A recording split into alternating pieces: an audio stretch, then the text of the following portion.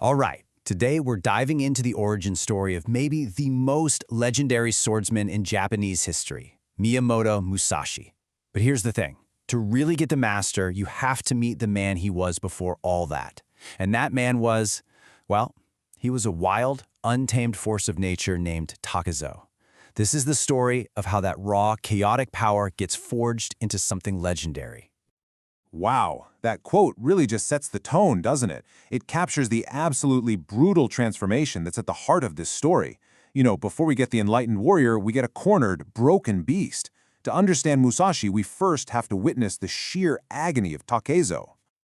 So, where does a story like this even begin?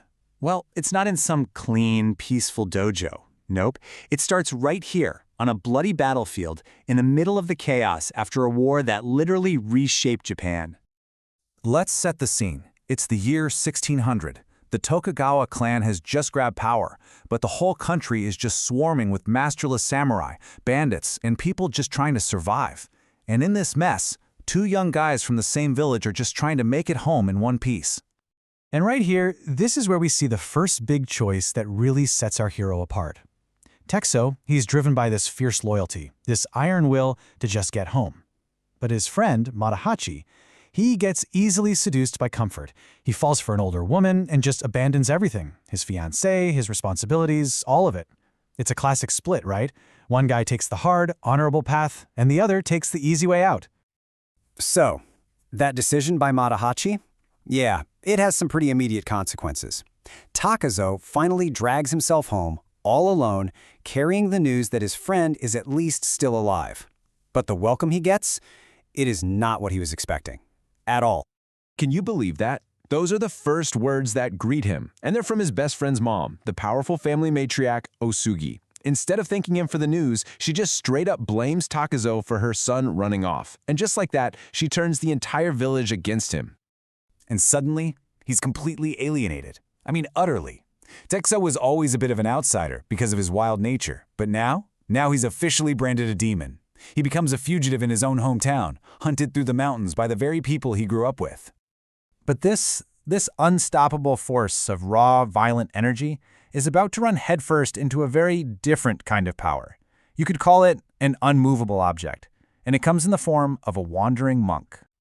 Now what you've got to understand is that Takuan is no ordinary priest. He looks right through this demon reputation everyone's pinned on Takezo and sees this powerful, unrefined spirit inside. He recognizes that this beast is really just a man with immense potential who's simply never been shown a better way.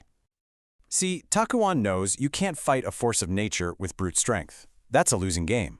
So instead, he sets a trap for the spirit. He offers the starving, exhausted Takezo a moment of warmth, a full belly, and he completely disarms him with kindness before easily capturing the surprised fugitive. And that capture leads us straight to one of the most iconic scenes in the entire legend of Musashi. This is it. This is the trial that's either going to break Takezo completely or forge him into something entirely new. Takuan takes the captured Takezo back to the village and hangs him by his arms from the branch of this ancient, massive tree. And he just leaves him there for days, exposed to the weather, the insults of the villagers, and worst of all, his own mind. Think about it. With all his physical power stripped away, Takezo is forced to finally confront everything he's been running from his whole life. All the years of rage, of grief, of loneliness. It all just comes pouring out. He is completely broken down to his absolute core. So as he's hanging there, suspended between life and death, taunted by everyone he's ever known, it really seems like he is completely and utterly alone. Is there anyone left in the entire world with even a shred of compassion for this so-called demon? The answer, amazingly, is yes. Otsu, the very woman who was abandoned by Matahachi, is the only one who shows him any kindness. Defying Osugi, defying the entire village, she secretly brings him food and water. She keeps him alive and becomes this single point of light in his absolute darkness. And that single act of compassion, it's the turning point. It leads directly to the final stage of his transformation. He's survived the ordeal. The beast is now ready to be reborn as a man. Takuan sees that the trial is over, that wild, untamed energy has been tempered. The unfocused rage has been burned away. leaving behind this core of incredible strength and resolve. It's finally time to shape the man who has emerged from that fire. And this, right here, is the real gift Takuwan gives him. It's more than just freedom, it's a new identity. He tells him, "You are no longer Takezo of Miyamoto Village, you are Miyamoto Musashi." This new name is a clean slate. It gives him a singular purpose, to dedicate his entire life to mastering himself through the way of the sword. And so that's how Book 1, called Earth, comes to a close.